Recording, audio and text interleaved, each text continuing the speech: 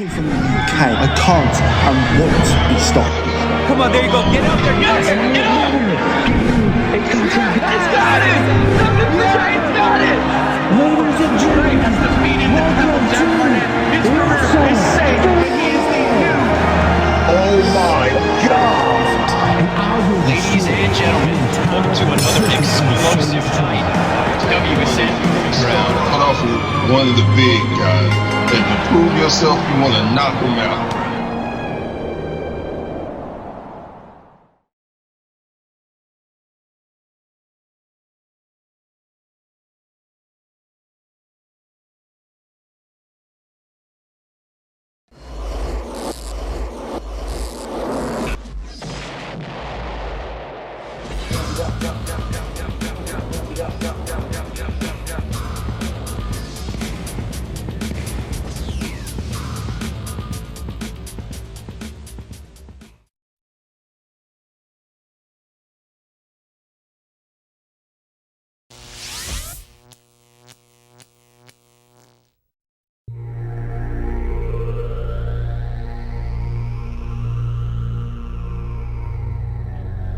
Be on the same shows with them, because when Mondo's on a show, the building's electric and there's a different feel. And I mean, some people don't understand that, but it's the truth. I mean, certain people bring that, and there's a handful of them, and Mondo's one of those guys that he makes a wrestling show more than just an indie wrestling show. A match that we've all wanted to see for a long, long time.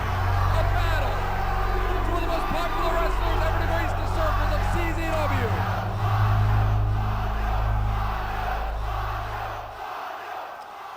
Of all the questions I'm asked by fans, the most common is, what is the most painful thing you've been through in your career as a wrestler? And without a doubt, it was taking the weed whacker to the stomach. Take the weed whacker out of this. It's a human being, not a plant. I'm closing my eyes. I'm closing my eyes. My God. My God. Excuse me. Bam. Time. 1, 2, 3. It's over. He won the tournament. What a finish.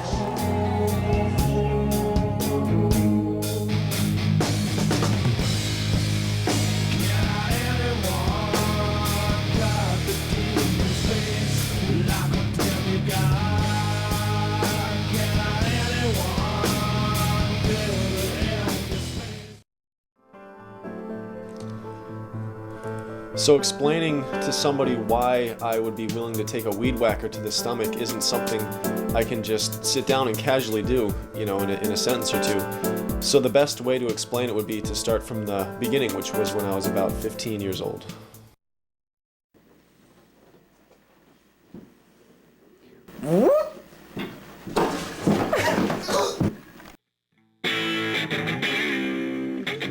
Growing up, I must have been a nightmare to my parents and teachers. My head was just way too hyperactive for me to sit still in school.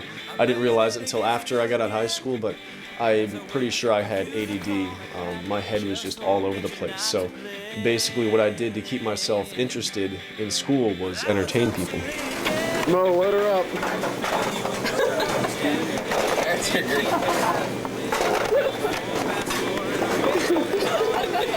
We're gonna eat them all. They're for my whole table. You take what you're gonna consume. Well, I guess I met Matt. We were about 14. We went to high school together in a little town called Denver, Pennsylvania.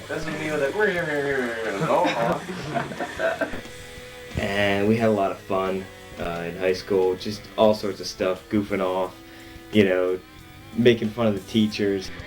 Hello, Slick.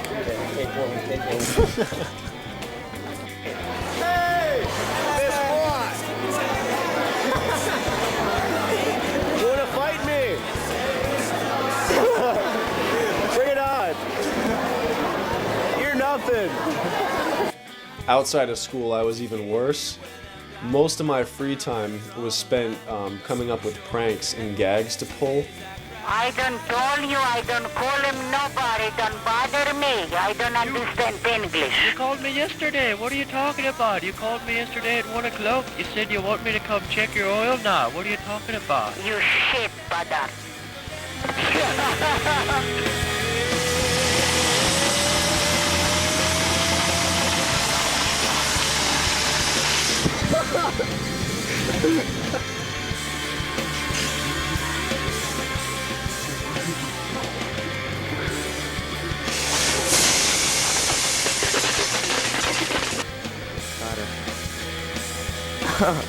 Jeez, is he okay? Oh man.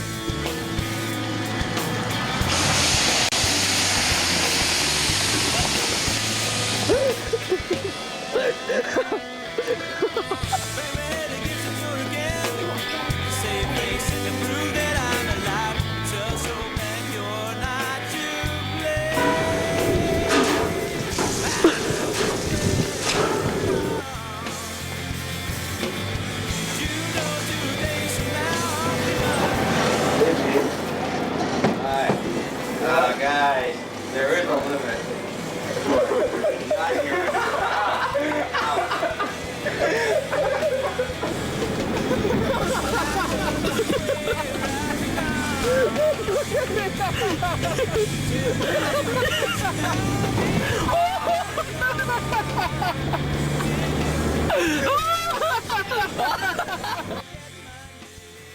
There was this local sports talk show where you could listeners could call in and actually talk live on the air, and I think it's fair to say that was a pretty big mistake to make with my friends and I around. Moving right along. Yeah, sports talk. Hey, how you doing? Good, how are you?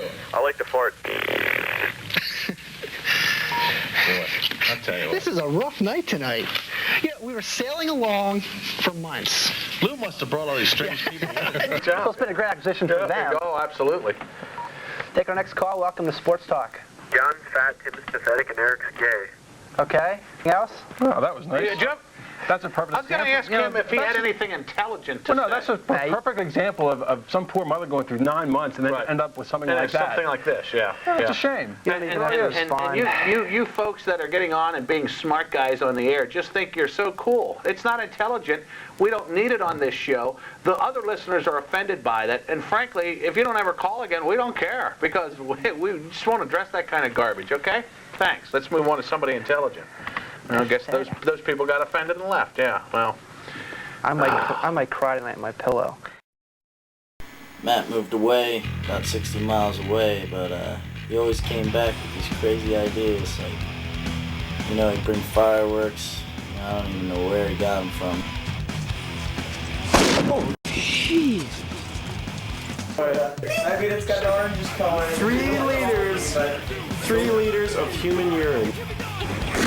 Oh, man.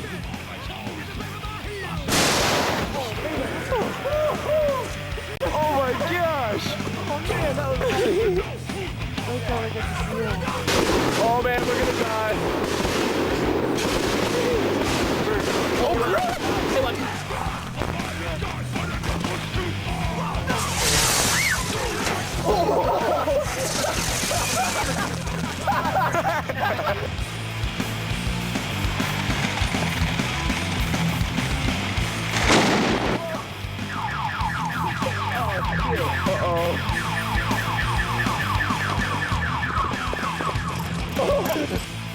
So our pranks eventually built up and got more elaborate and more serious.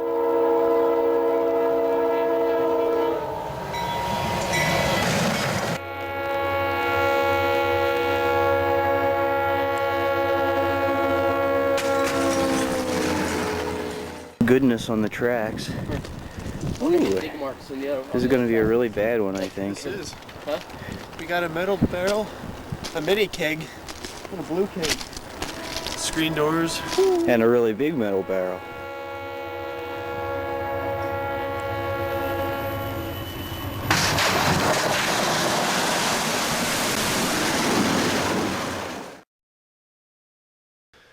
Eventually the law caught up with my friends and I, and we started getting in trouble. We started getting fines, community service, stuff like that. So it dawned on me that I probably should find something else to do to entertain myself.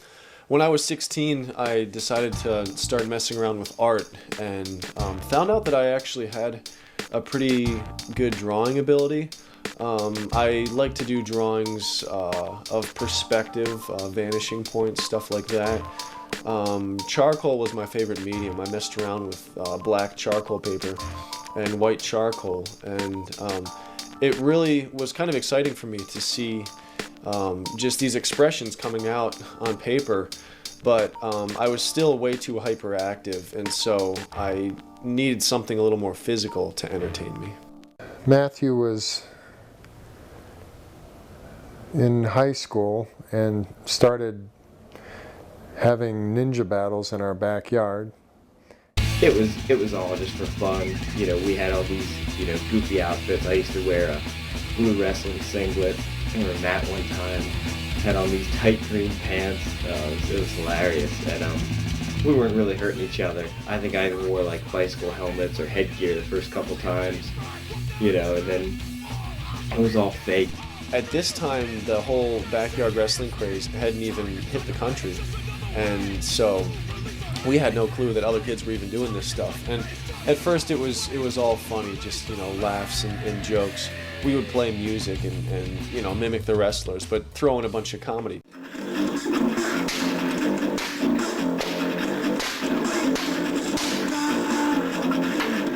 Backyard matches, ninja battles as we called them, started to get worse after this, and a lot of it was my fault, I'm sure.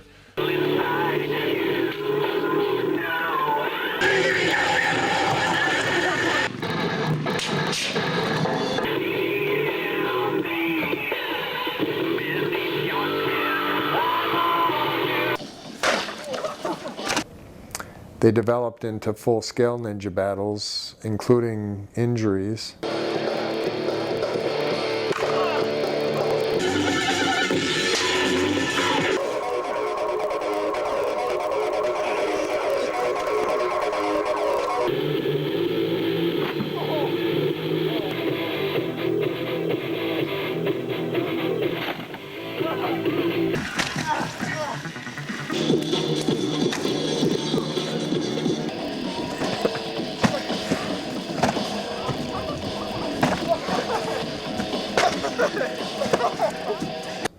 And of course we were concerned.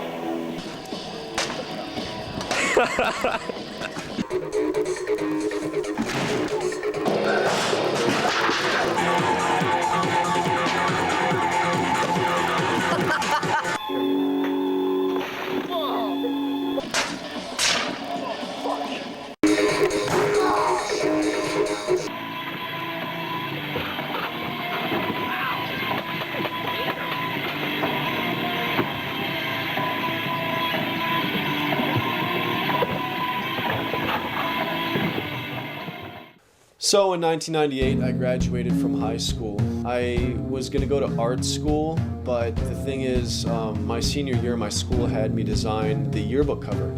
And our mascot was the eagle. And the theme was time warp for the yearbook because our scheduling system was going to be changing. And so I made an image of this eagle flying and stretching this clock. And I decorated it pretty fancy and put these Gothic-looking symbols on the clock that I had gotten from a book in our own school library. Well, it turned out to be this huge fiasco. Once the yearbooks were printed and everything, somebody noticed the symbols and accused me of putting satanic symbols on the yearbook, when in reality what had happened was I had divided up the clock wrong when I was doing the design. I made 16 segments instead of 12, so I had extra space and I had to fill them in with something. the design. So I almost was unable to graduate from high school, and they weren't going to hand out the yearbooks. It was this whole ridiculous thing. I mean, I got past it, but it was really upsetting to me, and I just didn't really want to have anything to do with art or with college after that. I toyed with the idea of joining the Marines. Actually, I went through with all of the signing up. I did the testing for it. I was sworn in and decided, like, at the last minute that I really don't want to have to go off to war. But another reason why I decided I didn't want to join the Marines was because I was really sucked into the ECW wrestling at the time, and so I decided that I wanted to be a wrestler. And Matthew got a job building a prison with a concrete company and worked 12-hour days and worked hard all summer, saved up the money to go to get trained to be a professional wrestler. There was a day when I did ask him, if I begged him not to do it, would he not do it? And he said no, he would still do it. And it was at that point that I made up my mind I wasn't going to try and stand in his way, and just knew that he had to, if that was something he had to pursue on his way to manhood, then he would have to go after it and get over it, and better while he was young than, you know, later on in life. And I remember it was late into the fall and the snow was starting, and I remember putting him on a Greyhound bus in a snowstorm and sending him off to Ohio and thinking, well, this is what he wants to do.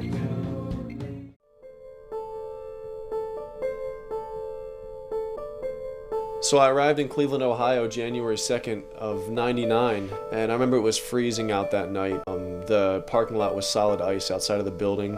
It was really a bad part of Cleveland. So I was getting kind of a bad feeling at first, and got up to the top where the wrestling school was.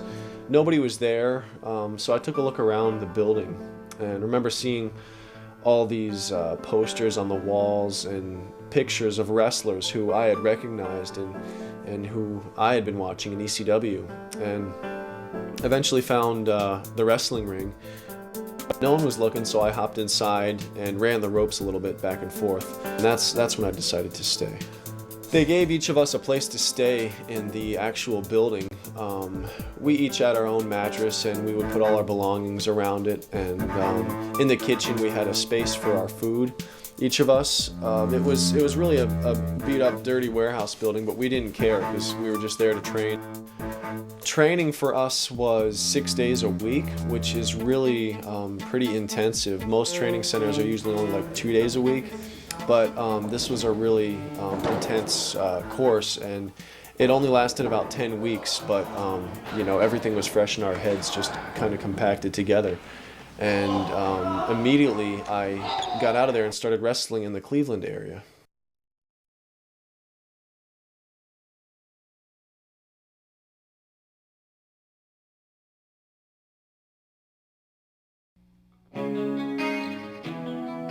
Starting out in the indies, in independent wrestling, I realized that I still had a lot to learn, but that's the case with most people, you know, learning in matches, that's really the best way to figure out, you know, how to perform in front of people.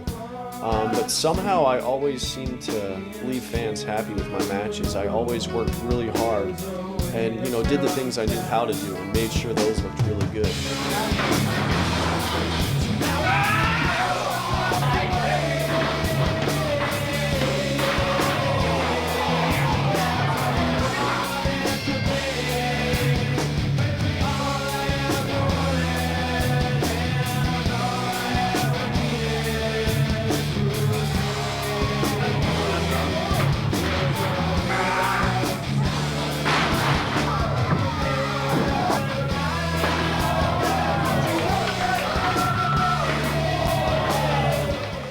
Shortly after that, I moved back to Pennsylvania, where I had grown up, and I would take trips to Cleveland on the weekends. It was like a 7-hour trip each way. Eventually, I got kind of tired of the road trips, and so looked for a place to wrestle in Pennsylvania. I came across a federation called PCW, Pennsylvania Championship Wrestling, and my gimmick there They called me Hardcore Nick Mondo. I would come to the ring with a cookie sheet, and I had it all decorated up and everything, and usually wind up with the cookie sheet in the hand of my opponent, and they would smack me with it and I would get pinned, and so that was my gimmick.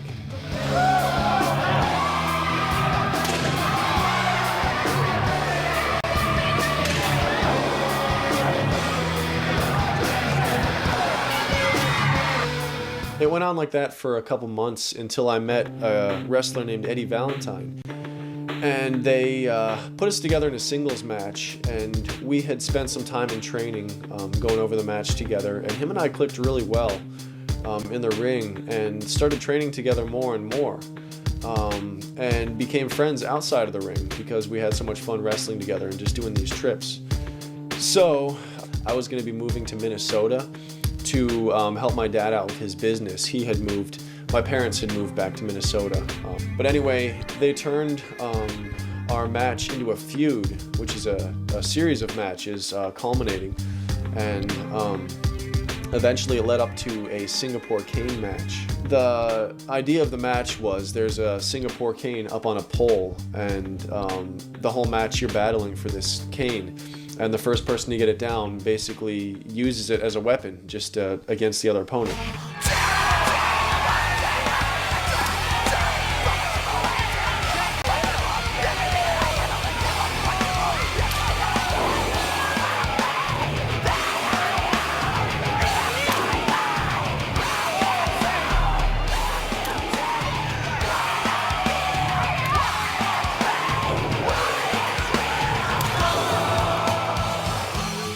So that was really the first match that I was really proud of afterwards. It had gone smoothly. It was a huge crowd. We kept everybody happy.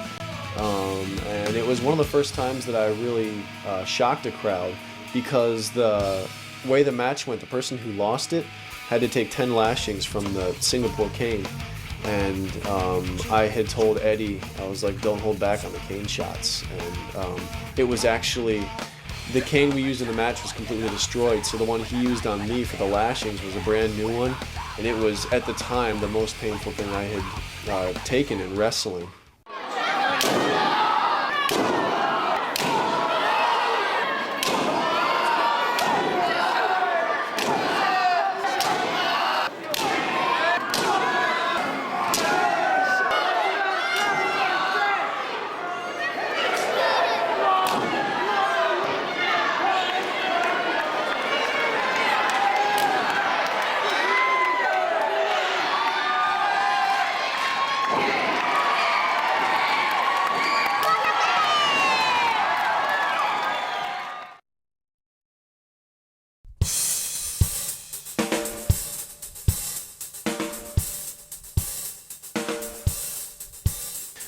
So in the summer of 2000, I arrived in Minnesota.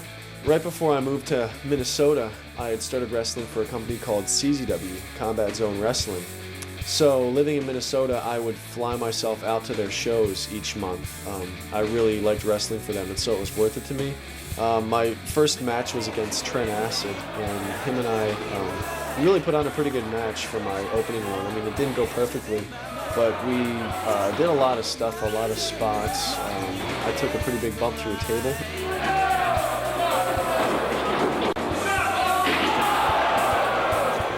I continued to work hard every show there and caught on with the fans pretty quickly, fortunately. So CZW started flying me out on their dollar.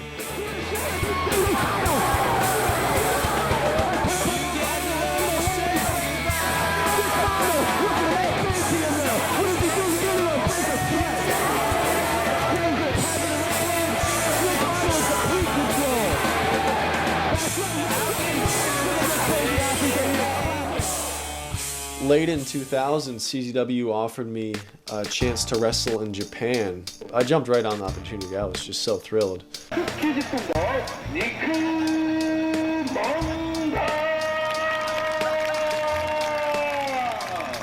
Big Japan Wrestling provided each of us with quite a bit of spending money while we were over there. And we had quite a few days off too, so it was my favorite part of the trip was just walking around and, you know, taking a look at all the interesting things over there and just seeing how different things are from the United States. Hey, we're in 7-Eleven here in Fukuoka. Pretty much everything's the same as America. You know, you got gum, soda, konnichiwa, yeah, gum, soda, candy, hot dogs, octopus. Oh man, check that out. Yeah. I don't think so. That looks like sponges, whatever that is. Not good. Ugh. I think that means there's no fish allowed in there. We're not fish. I'm not a fish, am I? I can go in there because I'm not a fish. No fish. No fish. I found a lot of cases where I guess they were trying to, the Japanese were trying to appeal to American tourists, and they would try to translate into English, and the translations were so off a lot of the time that I found it really amusing. Okay, tell me if this makes sense. Ball hair. You need that you go to this shop. If you want to add a difference to other all, let's transform itself by permanent, a color, a cut. This ball, oh, I'm out. In America, when you wrestle, the crowds are usually just insane and yelling and chanting and booing you and just watching for every mistake. In Japan, it's a lot more respectable, the crowds are. And it's really odd because you'll do a spot, you know, a series of moves, and you know, if they like it, the crowd will just clap like real softly, and then it's just like a silence again, and it was so weird.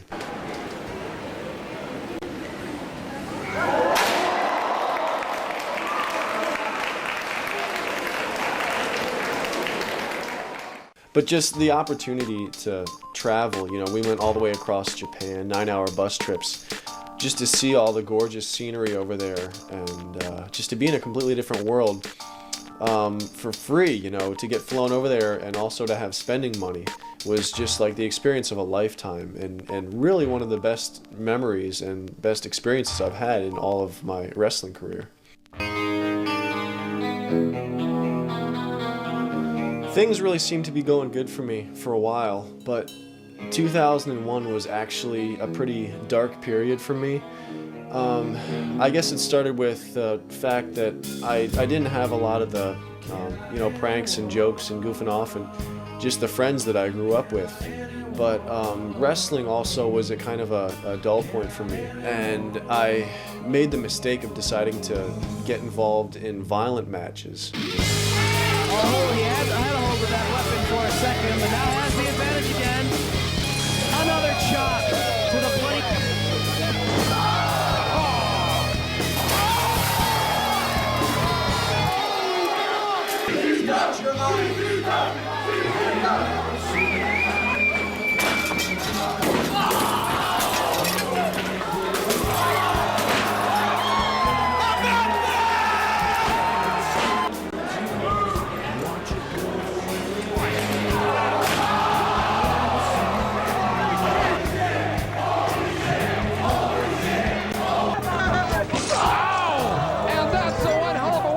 A sleeper hold.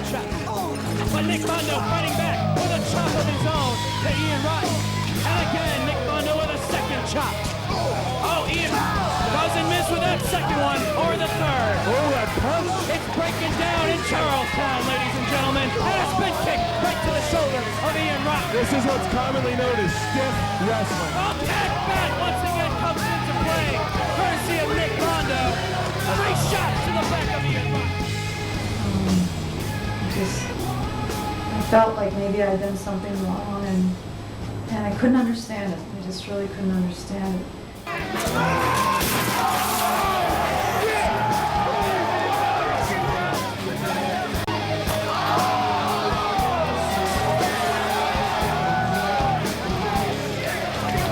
From the forehead, everyone's like, oh, Ian Rotten with a thumbtack back. 2 shots to the back of Nick Mondo. Everyone talks about all these wrestlers, they do this to themselves to make them bleed. It's physically impossible unless you're quadruple jointed to cut your back. You can't kick.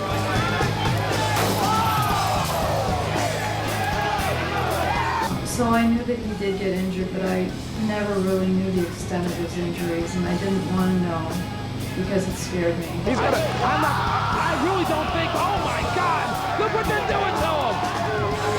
How can you miss it? I don't think we're going to see. I was just really kind of struggling with the whole depression thing, and did a match where they actually took the ropes down from around the ring and put barbed wire in its place. The weather turned out to be not really even suitable for wrestling that day. It was an outdoor show, and by the time my match came on, it was pouring rain.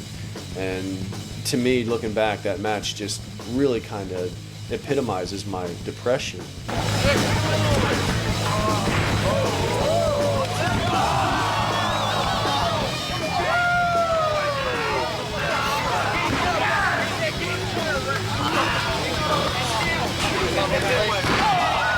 Hold this for 1 second.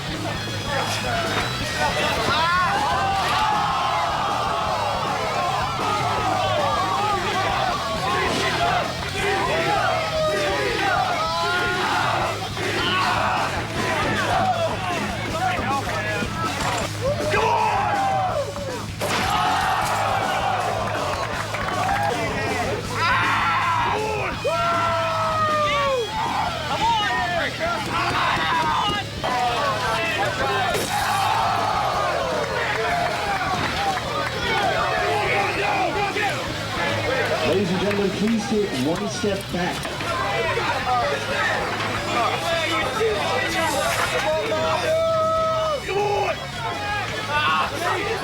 Jesus Gosh!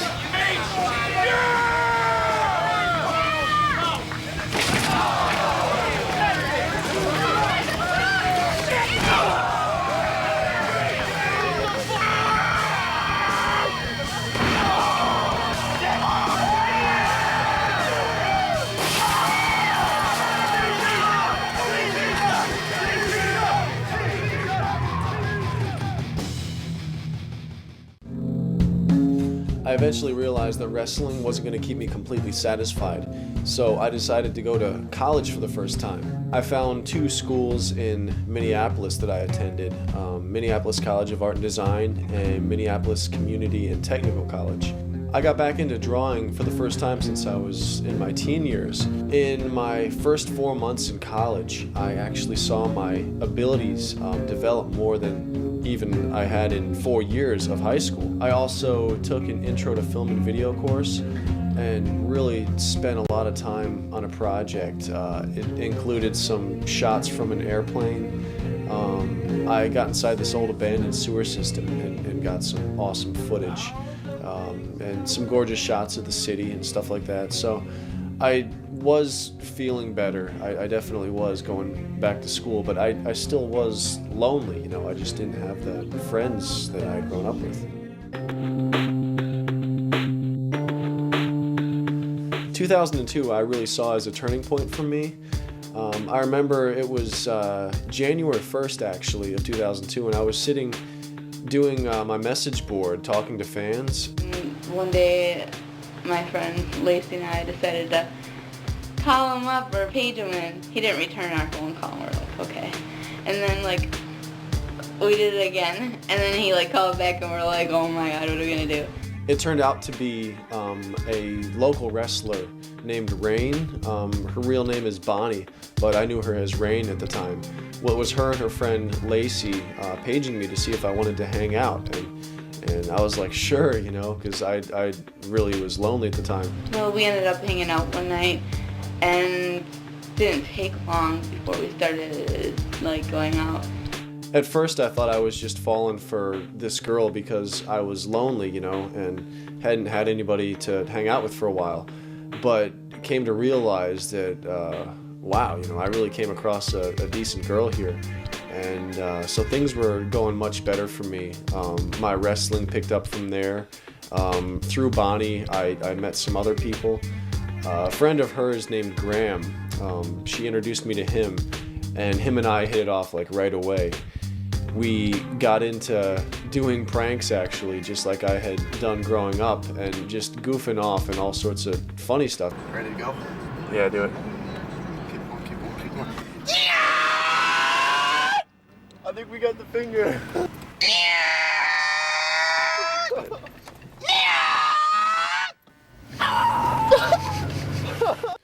Things were really moving forward with me with art too. I got into shooting 16mm film. It's a lot more complicated than video, but I really spent the time to learn the medium and found just as much enjoyment with that as I had with video.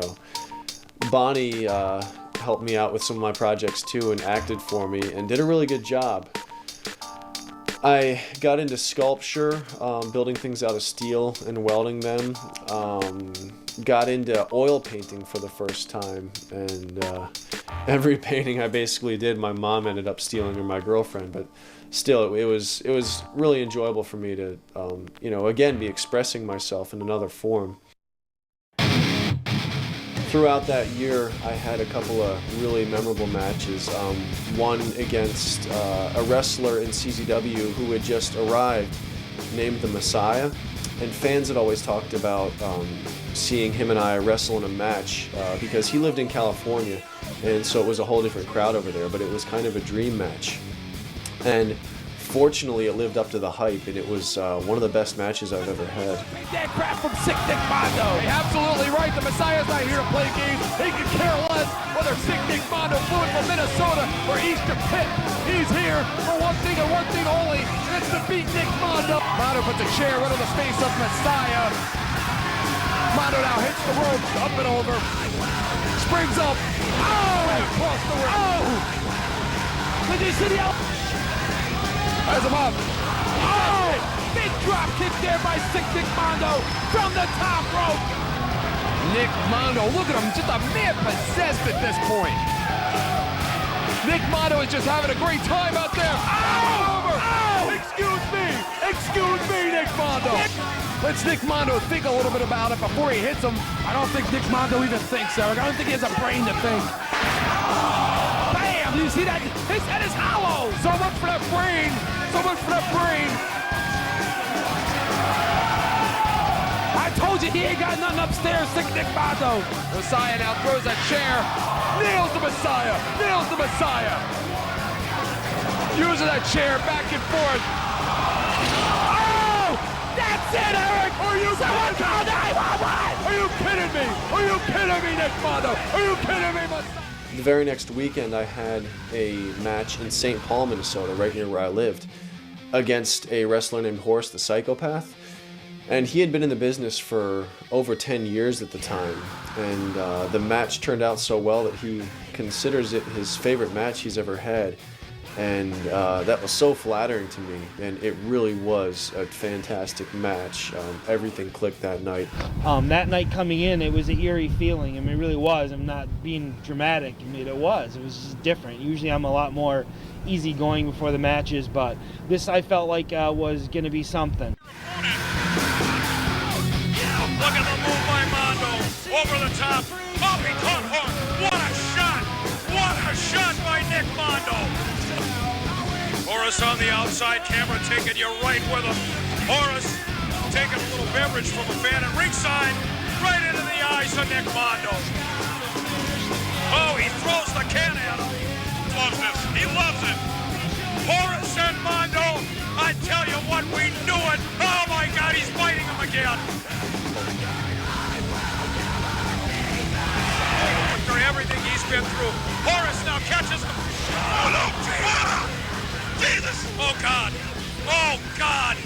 Oh my God! Late 2002, CZW ran a show called Tournament of Death, and it was a show where every match is a weapon match, and it actually turned out being one of the nights that I'll probably most be known for in my entire wrestling career. My first round match was against Homeless Jimmy. He's another guy from California, and fans had wanted to see this match for a long time too. You know what, John? You want to talk about dangerous? Little fortitude. He, of course, made his way somehow here to the East Coast for this tournament. Hey, you know what? I think that homeless Jimmy's that same guy when I was coming off the exit of Route 1 was saying, we'll work for food. I may have been. Zanuck may be paying him off in hamburgers. Suicide somersault dive. Tremendous move by Nick Mondo, and I wouldn't doubt that. John Zanuck run around and get them 69-cent hamburgers that pay him. Right, enough. You better not let him hear this. And Nick Mondo now is all over him. Nick Mondo is making a statement right now. He's making a statement to Wife Beater. Uh-oh. Power bomb. Uh-oh. Bam! That'll give him some washboard abs. The finish of that match is what really got the attention of the fans and the media too. It ended on the top of a Ryder truck, and down below there were tables stacked in a light tube log cabin. Oh no! They gotta be out of their minds! Homeless Jimmy blocked it.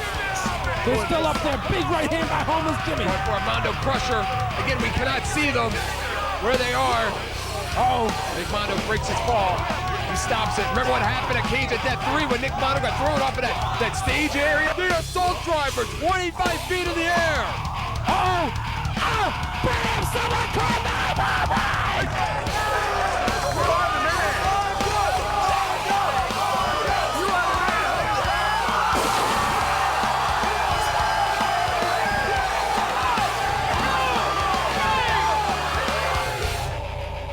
My second round match was really a shock to the fans. Messiah had been attacked just a couple weeks earlier, and he showed up unexpectedly and did a death match, of all things, and worked hard regardless of his injury, his taped up thumb. And it turned out again to be a very solid match. He's got to be going on adrenaline right now, and again, unfortunately for those of you that have not been following CZW or followed recent events to Messiah, and believe me when I tell you, it was a non-wrestling angle. He was attacked in his home by unidentified assailants, and his thumb was cut off. It was cut off of his hand, John. He has no thumb right now, and Nick Mondo, the son of a bitch that he is going to work right on it. Good thinking there by Nick Mondo. Probably not. No, of course not. I wouldn't go either. Let it benefited John House. Nick Mondo, no, the Messiah reverses. Bam! The face first. Oh! Are you kidding me, Messiah? Now that's entertainment, Gargiulo. Oh, is it? Put your mouth up, put your face on. Crucifixion bomb. Crucifixion bomb. No! Nick Mondo with enough presence of mind to... Damn it. Right into the corner. And I'd love to see the Messiah win. I'm not going to hide my biasness. I would love to see him walk away tonight, the winner of this tournament. You know, that's terrible, Eric. Bam! I think they're already on their way, John. I think they're halfway here. My third round match, I came in pretty beat up, but it was me against the Wife Beater in a 200 light tube barbed wire match. This was the final match of the night, so we really had to kind of crank it up a bit, and we definitely did. Dude, that almost gets there. He forget about it. It's on. I don't even know why I bother analyzing it. Wife Beater going face first. Takes the light tube right over the head. And now into the salt, Eric. Oh, there is salt all over the body, and that's hurting. Big kick. Tournament of Death Championship. And both of these two participants in this match very much so want to be the champion. They want to win this tournament of death. Wife Beater grabs two tubes, makes it a double. About halfway through the match, I was all battered and bloody, and I look up and Wife Beater's got a bucket of salt, and he pours the thing on my back, and it was like, that was painful. On that glass and on that salt. Pouring salt into the wound. That's just sick. With the Deathmatch Championship wrapped around your tendon that's in your body. Mondo out of desperation. They are feeling it right now. Remember, there is salt poured into that ring. So everything hurts 3 times over. Trading shots. Wife Beater just smashed that light tube across the ear of Nick Mondo. Trading shots like Luke Skywalker and Darth Vader in there. Uh-oh. So that was the match that finished with the Weed Whacker shot. I really wanted to send fans home happy and also shocked. I mean, they had seen a whole night of violence, so I was like, you know, how am I going to top everything that happened that night? And so I took the weed whacker to the stomach, and much against the will of a lot of the other people in the locker room, they were telling me I shouldn't do it, but it was the most painful thing I've ever been through, but it was well worth it just for all the recognition it gave CZW, and just the fact that it was, I think, the perfect ending to, you know, a shocking night. So 2002 really was a great year for me all around. I saw my character reach a level of popularity with the fans that I never thought I would achieve. Of that World War II Japanese kamikaze pilot that you says he is, to win that World Heavyweight title from Justice Payne. Look at the scars on the body of Nick Mondo. Those scars tell a story. They tell a story about a man that is personified through pain, through agony, through hurdles, second to none at CZW. A lot of it, I believe, was due to just spending time, you know, a few years in wrestling and learning how to get crowds to react. I came up with my own arsenal of moves. The Mondo sledge, which is a corkscrew guillotine leg drop. Action here, courtesy of Rick Wade and a barbed wire ladder match. Mondo sledge! Mondo sledge! Excel! On top of the ladder! He's out of his mind! Mondo sledge! Game over! Game over! This video game is over for the world champ! The M. Bison, which was actually taken from the Street Fighter II video game. Willing to put their bodies through punishment like this just for that world title. The M. Bison! The M. Bison! Oh man, he's going for the M. Bison! M. Bison! Bam! He nailed it! Oh my God! Oh my God! You gotta be kidding me! No! No! Oh my God! Holy cow! The assault driver was my most well-known finishing move. Illegal, Eric! He has him in position for the assault driver. Here's him in position for the assault driver. Assault driver! That's it! He's going for the assault driver, Eric! He's already taking a move. Damn it! Assault driver! Assault driver! Assault driver! And the life cutter was the final one that I came up with. It was an idea of a friend of mine named Adam. It was his idea, and his version was slightly more dangerous, but I modified it so that I could do it without actually injuring people. There by JC Bell. He must have hit his homework. Mondo squeeze him in. And again. Oh! Come on for a version of the country. Sits up! Sits up! He got the leg up! But all of those moves were original to my character, and I think that with just the combination of my whole gimmick when I would come to the ring, you could really see influences from my younger years. I was a big fan of the Ninja Turtles, and so that's where I incorporated a lot of the martial arts from. Here again. Oh boy. That was a hell of an impersonation he did of you. Anyway, blocking kicks left and right. These guys know each other like a book after only wrestling a couple times, and Nick Mondo comes up on the top of that exchange, lands the kick to the side of the head of Nate Webb. I want to know who Spider-Man was. I would say that he's the best friend of Nate Webb right about now. Another kick and a drop kick. Nick Mondo showing some impressive kicking ability. Characters like the Crow from the movie that came out in 1993. I was fascinated with that film, and you can see likenesses when I come to the ring from that character. So basically, I took all the things that I would like to see as a fan from a wrestler and incorporated them into my character. I mixed in every style of wrestling. I mixed in high flying. He's just reckless in there. Oh, Mondo!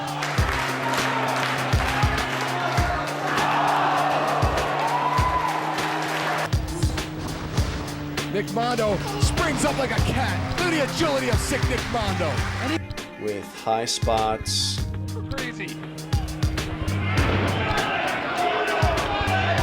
Look at this, they're already teaming up on Nick Mondo. A course, Nick Mondo lands on his feet. Rick Bleed with the reversal lands on his feet. Super Crazy doesn't know what to make of it. Super Crazy with the Ozzy moonsault. Technical wrestling. Matches against Chris Hero culminated in a 30-minute Ironman tables and ladders match on July the 6th. Simply the best 3 available on Smart Mark Video. This should be more of the same. Mondo holding on to the wrists of Nate Webb, bringing the arm. Snapmare takes his opponent over. Knee into the back of Nate Webb, still holding on to that arm. Yeah, Webb's dangerous because he's a high flyer, but also with the way he's got that spider stance going, even if you have him down on the ground, you really don't. You really don't. And of course, big bumps, which is what my character was known for. What the hell's he doing?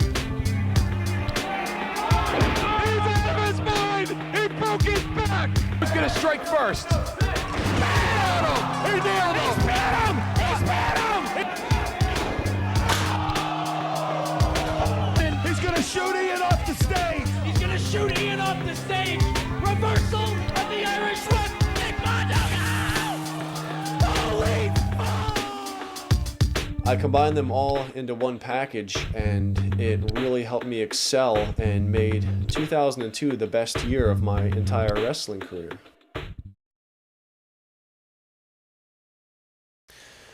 By the time 2003 rolled around, I was pretty certain that it was getting close to the time that I should consider retiring from wrestling.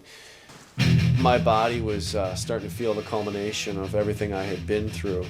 And, you know, I was getting more interested in art too, and it was really tough to do both, you know. It was hard for me to decide to step away from wrestling, but I really did see what I consider to be 3 warning signs that I needed to leave. The first one came in January of 2003. I did a match against Zandig and Nate Hatred, and for some reason my back really ended up getting rattled in that match. I took 3 power bombs that weren't even called in that match. They just kind of came about. They're like a one-man gang right now. Oh, Derek, he saw Nick Mondo down. Oh, bam! Nate Hatred, one more time. I've taken a lot of chair shots to the back in my career, but with my spine rattled in that match, I took a really nasty chair shot, and that seemed to worsen things a little bit more also. The second warning sign came about when I was actually out of the country in Italy. I got the opportunity to fly over and train some youngsters who were interested in getting into wrestling. My name is Giacomo. Okay. Maurizio Bulldog. Okay, and Extreme Mark. Cool. This is how famous I am over here. They already made a store about me. All they sell is like, this is just all clothes that I would wear. This is the kind of stuff I wear. That's what they sell. But I had been in Italy for about 1 hour, and we were leaving the airport, and the driver had missed his exit on the freeway. It was raining out, the exit was right on a turn, and there was no shoulder, but he came to a stop and went to back up, and bam, we just got nailed. There was this huge red truck. I saw it in the mirror, in the rearview mirror right before it hit us. Completely whaled us. The back window smashed out, glass was flying forward, hitting us in the head. The car just went lurching forward. We bounced off the guardrail, and I remember he put the brakes on and we just kept skidding. I mean, it was a terrible accident. Got back to the hotel, and I knew right away that my neck was messed up. It was starting to swell up, actually. But still, I knew that the students were really looking forward to the training session, and so I went ahead and trained them the following day.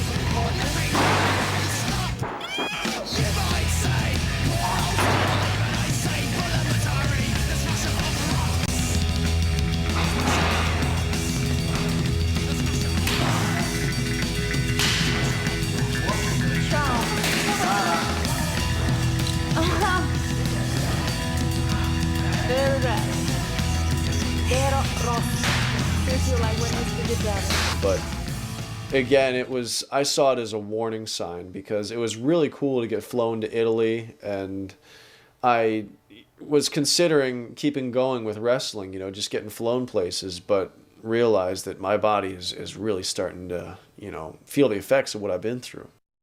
The third and final incident that I took as a warning came in my final performance, which was Tournament of Death 2.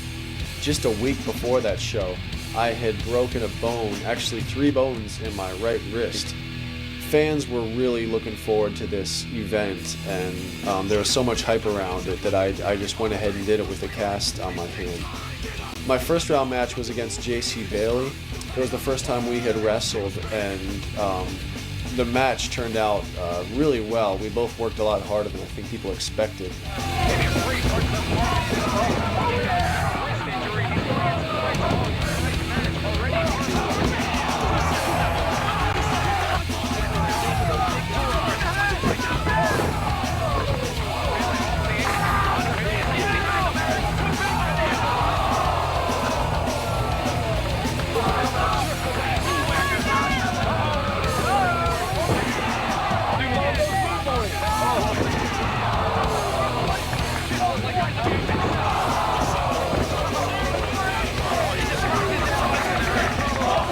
It was actually my second round match, though, that really shocked people. I wrestled against the owner of the company, John Zandig, and we started out with some weapons in the ring and stuff like that. Nothing too shocking. I mean, it was brutal, but what really blew people away, since the year before we did the Ryder truck, Jimmy and I, John decided we should bump it up a notch, and we actually went off the roof of the bar where we were performing at, which was 2 stories up.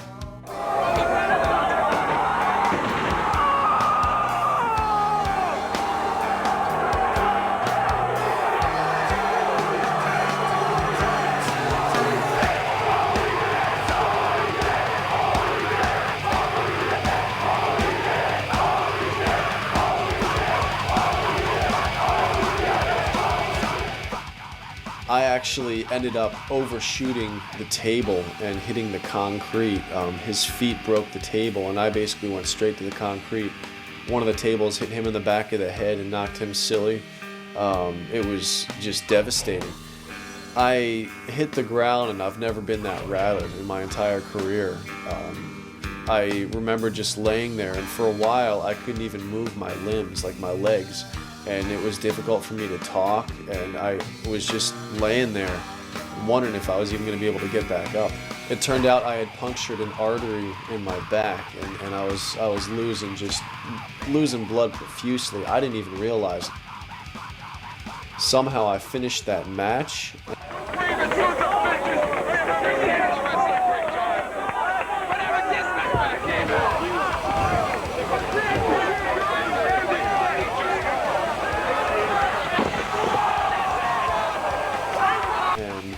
Went on to wrestle another match. The nurses in the back did not want to let me continue because I was bleeding so profusely, but I insisted on finishing the tournament that night, so they wrapped me up around my stomach and back, and I somehow did the final match. I was just barely conscious. My opponent Ian Rotten really helped carry me through that match because like my head just was not functioning. But somehow finished that match and won the whole tournament.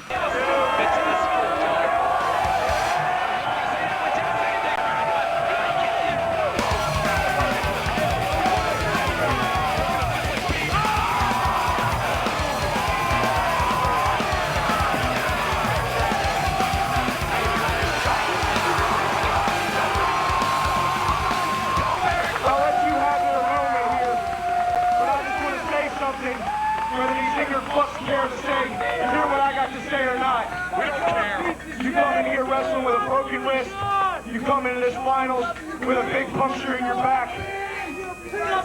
You are always, and will be what extreme wrestling, hardcore wrestling, and ultra-violent wrestling is meant to be.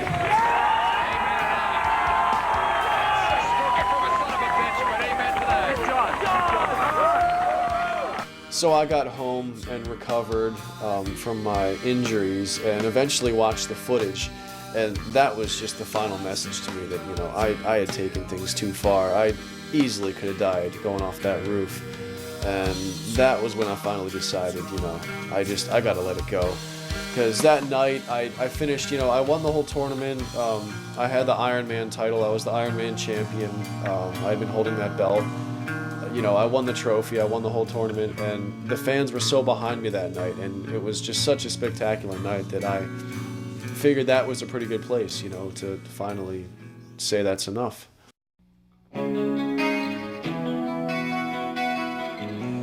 Moving on from wrestling was really hard for me. I don't consider it retiring though, like a lot of people say. They're like, you know, how's it feel to be retired? It's not that way. I just see it as, you know, the end of one era and the beginning of another one for me. So I'm bummed. I'm very bummed. I'm disappointed, you know, that he's retiring. I wasn't surprised. I'm happy for him if this is what he wants and this is what he, you know, envisions himself doing. I hope that he comes back.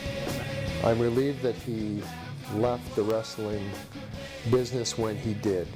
No major injuries. He's had some broken bones and some pretty nasty cuts. Of course I was sad seeing one of my favorite wrestlers go out like that. But I knew where he's coming from. After a tournament of that too, I knew that he couldn't go on much longer after what happened, and he's just a young guy and he had a lot of future plans. So now that he's retired, of course I miss him in the ring, but knowing that he's filmmaking and doing all sorts of good stuff, that's good for him, because if that's what he wants to do more than wrestling, that's fine. Of course, I'd always want to see him come back. I knew that it was something that would be very difficult for him. He really enjoyed it. You know, it's taken him to places around the world, and he loves his fans. He enjoys the athleticism and the entertainment part of wrestling. And it's part of his identity, you know. He enjoyed slipping into character and being this Nick Mondo person. And when you've done something like that for a long time, it's very hard to give it up. So I knew it would be hard for him. So I'm certainly relieved though. However, I keep wondering, has he really been in his last match? So of course it was tough for me to walk away from everything that I had worked so hard for, but I can't possibly say that I feel empty-handed walking away. For one, just all of the fan support that I've had throughout the years. I've been in touch with them online. I've gotten so many gifts in the mail from them. There's even a little kid who at every CZW show would dress up like me, and he still does from what I hear at every show. And that alone, you know, that was quite an honor.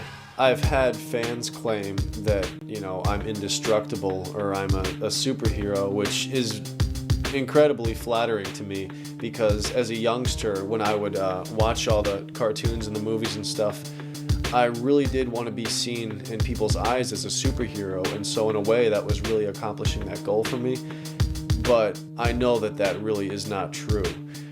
I come from a very strong Christian background, and as I was dealing with all these things and going through all these violent matches and stuff like that, I had a lot of people praying for me, and I don't doubt that that is what kept me in the condition, you know, that I'm in today. You know, the fact that I can walk around and still play sports just fine is just phenomenal. And it really was just realizing that increased my own faith and helped me overcome a lot of the stuff I was dealing with inside of me that allowed me to take part in these violent matches. But that's something I'm very thankful for, and the fact that I just was able to make it through all that stuff without having to suffer for the rest of my life. One of my dreams as a wrestler was to one day see my character in a video game. And, you know, walking away from wrestling, I was disappointed. I was thinking, of course, that's never going to happen. But then, a few months after getting out of wrestling, I actually got the opportunity to be in a video game. And just seeing that come to life, you know, my character in a game, I got to fly out to California and do the voiceovers for my wrestling character, and just seeing that come to life was unbelievable. It was such a blessing just to see my dream come true that I really never thought would happen.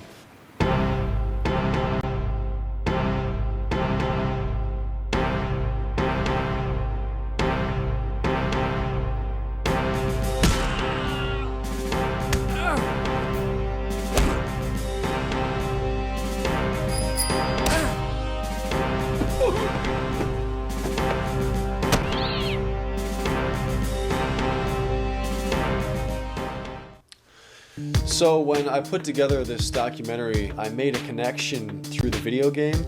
A guy named Kevin Gill passed on my documentary to XCG, some of his film buddies there, and they picked it up and distributed it. So it was incredible to see wrestling kind of feed right over into film. That's what I'm looking into getting into now. I spent a few years in school trying to decide that, but film is what I want to get into. I've been having so much fun with film. I just did a project called a 48-hour film project. It's a competition. You basically have 2 days to write, shoot, and direct, produce, edit a film. And my film was played in a local theater with all the other contestants, and just sitting there watching it, it was like the beginning of a new era for me. You're home now. I love you. And I am never going to neglect you again. Neglect me? I don't remember being neglected.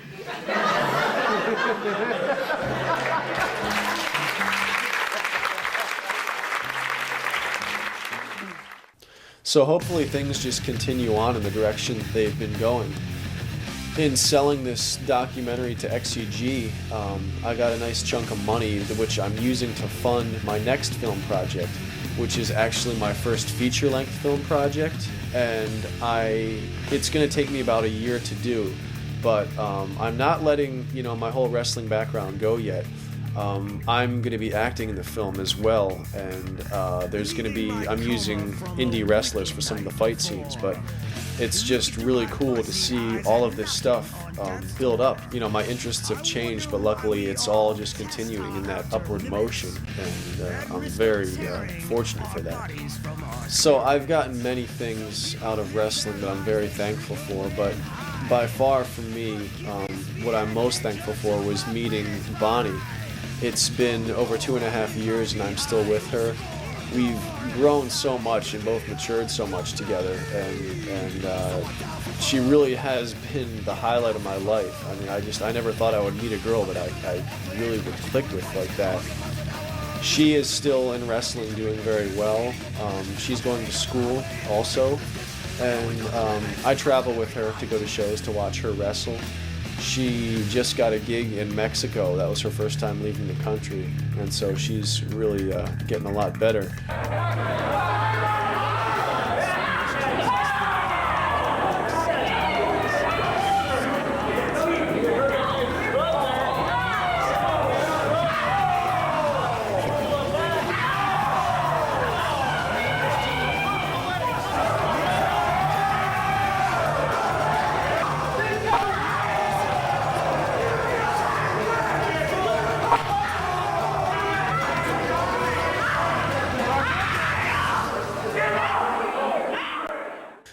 Just before I had gotten into wrestling, I got the tattoo across my stomach that my character is really known for, which says "UNSCARRED." I knew the style that I was going to wrestle in before I even got into wrestling. I knew I was going to take a lot of risks, and so the meaning of it for me was signifying the fact that I've been through all these hardships and all these difficult matches, all this violence. But every single time I've gotten back up on my own 2 feet, I've gotten up on my own. And it just basically was saying that, all the hardships in life, I'm not going to let them get me down. I mean, of course, I'm going to get caught up from time to time. But it was kind of like a symbol of confidence for me that I'm going to overcome whatever does get in my way in life.